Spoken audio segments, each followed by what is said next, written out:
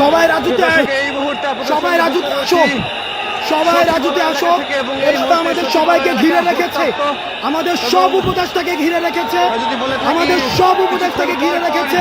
শিক্ষার্থীদেরকে বেদম প্রহার করছে, ভীষণ পিটাচ্ছে। সবাই রাজুতে, সবাই প্রত্যেকটা হলের সবাই, প্রত্যেকটা হলের সবাই রাজুতে আসো, সবাই রাজুতে আসো, সবাই রাজুতে আসো।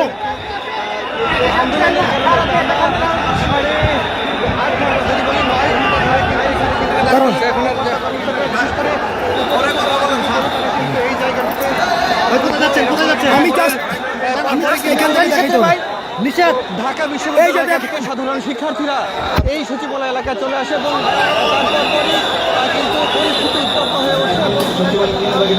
শিক্ষার্থীরা দেখেন আনসার সদস্যরা কিভাবে আক্রমণ করছে, সচিবালয় ঘিরে রেখে এই যে গাড়ি ভাঙচুর করছে।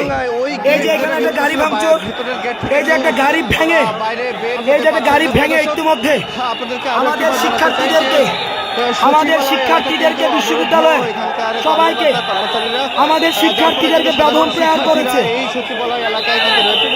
আমাদের এই যে গাড়ি ভাঙা হয়েছে, তারা শিক্ষার্থীরা বলছে যে তাদের আমাদের শিক্ষার্থীদেরকে বেদম প্রহার করা হয়েছে।